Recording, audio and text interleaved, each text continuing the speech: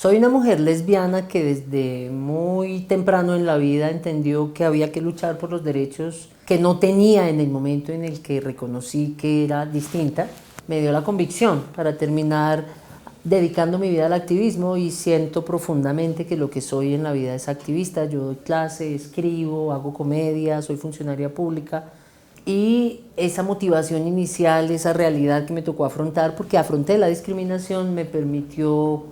dio fuerza, pero en todo, absolutamente en todo lo que hago estoy pensando en cómo hablar de diversidad sexual y cómo hablar de derechos sexuales y reproductivos, que son unos temas que me atraviesan la vida, no solo como mujer, sino como lesbiana, también como abogada, terminan convirtiéndose en mi marco de referencia y mi marco de enunciación, porque creo profundamente en el derecho al ejercicio de la sexualidad plena, y el derecho a la identidad y al reconocimiento de la diversidad en todas las personas. Haber sido activista y ser funcionaria pública tiene unos retos importantes. Uno de los más importantes es que, en general, la población LGBT tiene una enorme desconfianza en el Estado. Se convierte en una tensión muy curiosa. Como estás en el lugar del Estado, te reclaman la inoperancia, la falta de efectividad, la falta de garantía en derechos, y efectivamente es un reclamo justo, pero es muy difícil explicar que, siendo alguien que ha trabajado todo el tiempo por el reconocimiento de estos derechos, reciba los reclamos que recibo en función de que ahora soy una representante del Estado. Entonces, ser funcionario y ser activista es difícil. Pero lo que he aprendido y lo que trato de transmitirle al equipo de la subdirección, en la medida en que uno tiene claro que esto es un proyecto, pues logra desarrollar unos procesos muy definidos con unos sistemas de reporte más efectivos que permitan a la hora de la verdad dar esta política pública de una manera adecuada, pero además preservar el tiempo de calidad de vida de quienes hacen parte de este proceso, que es uno de los grandes retos que tienes cuando eres funcionaria y activista, y ocupando un montón de tu vida en la función pública, que eso está bien, pero nunca por encima de tu propio bienestar. Ese creo que es una de las tensiones más fuertes, lograr combinar con la propia vida y con los espacios en los que necesariamente hay que encontrar respuestas distintas a trabajar. La comprensión de que son violencias basadas en género, la instalación en el Estado de servicios para prevenir las violencias, es un tema en el que Colombia ha avanzado bastante. Hace unos 20 años, un poquito más, el marco normativo empezó a transformarse de manera muy impresionante. Recientemente empieza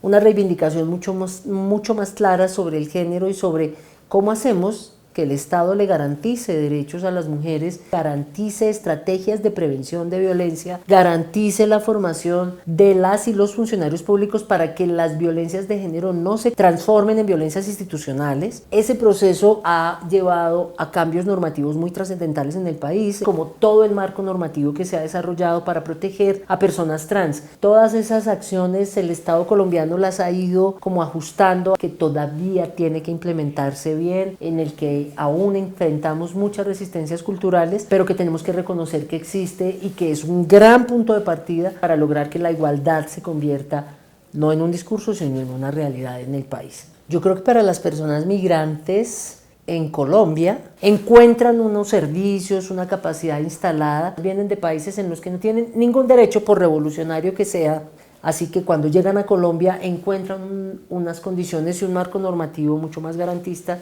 del que tuvieron en sus países, y creo que el reto, el primero, es generarles confianza en esa institucionalidad, contarles que tienen derecho y además ayudarles a llegar a los espacios en donde esos servicios se proveen. Yo creo que esa es una cosa que me ha movido mucho siempre en la vida. Cada vez que descubro o que me cuentan o que alguien me escribe y me dice se suicidó un chico o una chica, me duele profundamente y me activa, me dinamiza, me hace poner de pie y decir, como madre, vamos a seguir porque es que no podemos permitir que eso pase. Y hay otro montón de cosas bellas que me mueven el corazón y la cabeza. Entonces, por ejemplo, vengo hace una hora de un evento precioso en el que logramos que 100 personas trans tuvieran su documento de identidad. Entonces, para que esto funcione, hemos tenido que lograr un montón de acuerdos con la registraduría, con las notarías, con las personas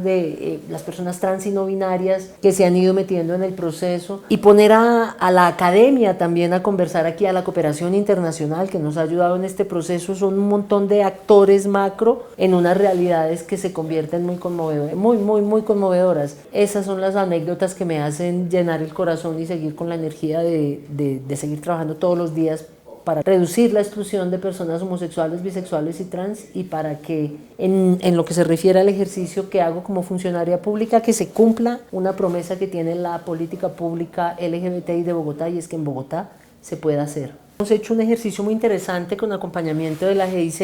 hemos hecho un fortalecimiento de capacidades al equipo de la subdirección, y lo fascinante de esto es que podemos trabajar con todo el equipo de la subdirección, no solo con las personas de planta, sino con todo el equipo, de las cuales el 20% son personas trans y no binarias, profesionales técnicos, tecnólogos, bachilleres, en todos los niveles de formación están. Y este equipo interdisciplinario de la Subdirección para Asuntos LGBTI ha recibido un fortalecimiento de capacidades en atención a población migrante, e incluso tenemos un plan de trabajo dentro de nuestras actividades del año en la que hemos incorporado que en nuestras casas, por ejemplo en junio, hagamos una reflexión sobre migrantes LGBTI y de cómo la migración determina reconfiguración de los afectos, que puede hacer que ese concepto de familia se amplíe de maneras fascinantes, que va mucho más allá de la consanguinidad o de la afinidad, y eso es una manera en la cual le damos respuesta a la demanda y generamos además capacidades para poder responder cuando nos empiecen a llegar más personas migrantes, LGBTI, sus familias o sus redes de apoyo a nuestro servicio. Los medios de comunicación tienen un lugar importante, relevante en la manera en la que se representan las personas, y no solamente homosexuales, bisexuales y trans, de hecho también migrantes. Es un papel de los medios de comunicación hacer el ejercicio de no ahondar las brechas de desigualdad o los discursos discriminatorios, porque si lo que hacen es reforzar estereotipos y prejuicios a la hora de transmitir las noticias, se está ahondando una brecha de desigualdad, y lo mismo sucede cuando se menciona la nacionalidad. La construcción de ciudadanía en un país que tiene en la Constitución política, en el preámbulo de la Constitución, la afirmación de que somos un país multiétnico, pluricultural y diverso, tiene que partir del reconocimiento a la diferencia, al que es distinto, sea porque es migrante, sea porque tiene una identidad que no es normativa, sea porque tiene unas características físicas o no. Hay que partir del reconocimiento de la diferencia y del respeto a quien es distinto, entender que lo que nos hace maravillosamente iguales es que somos súper distintos, y que en esa diversidad de diferencias la manera de lograr que identidad y ciudadanía se crucen es en el reconocimiento a la diferencia y al derecho a ser distinto, y a que esa característica no sea una razón por la cual no puedas acceder a un derecho. Se construye reconociendo que todas y todos somos distintos, y que dentro de esa diferencia, con esa diversidad, nos ponemos de acuerdo para existir en un territorio bajo un modelo político que es el de este Estado, y que la premisa básica de reconocimiento es que siendo distintos somos profundamente iguales. Todas las políticas públicas poblacionales nacen del movimiento social que las impulsa. El Estado finalmente compra la idea, se hace todo el ejercicio, se instala. Por eso es tan importante mantener una relación dinámica, respetuosa con los movimientos sociales, de los movimientos sociales hacia las estructuras del Estado que se van creando, y sobre todo una relación dinámica en la que se entienda que tanto sociedad civil como Estado están trabajando en la misma dirección. Esa es la parte más retadora de generar confianza institucional, convencer a los movimientos sociales que llevan años reclamando frente al Estado, que ahora el Estado tiene respuesta, y que esa respuesta está para ser fortalecida y para ser ampliada, y que se puede trabajar en alianza sociedad civil-Estado para hacer que cada vez esos servicios y esas políticas sean una realidad más tangible. Y es que en temas LGBT en particular, todo es susceptible de retroceso. Lo estamos viendo en otros países de América Latina. Eso es tan importante que como movimiento social y desde el Estado, una vez que estos servicios se van instalando, se entienda que el avance tiene que ser conjunto, colectivo, porque todavía tenemos muchas barreras y resistencias al interior del Estado, y culturalmente muchas tensiones que pueden dar lugar a retrocesos en derecho, entendiendo que esa confianza y esa sinergia puede dar excelentes resultados en la transformación cultural que es necesaria para que ya nuestros derechos dejen de estar en debate, que ni siquiera se discutan. Para que eso se transforme necesitamos hacer una sinergia permanente entre lo que se va construyendo en el Estado y la sociedad civil acompañando esos procesos. Yo creo que el arte tiene mucho que transformar, tiene mucho que contar en las transformaciones culturales.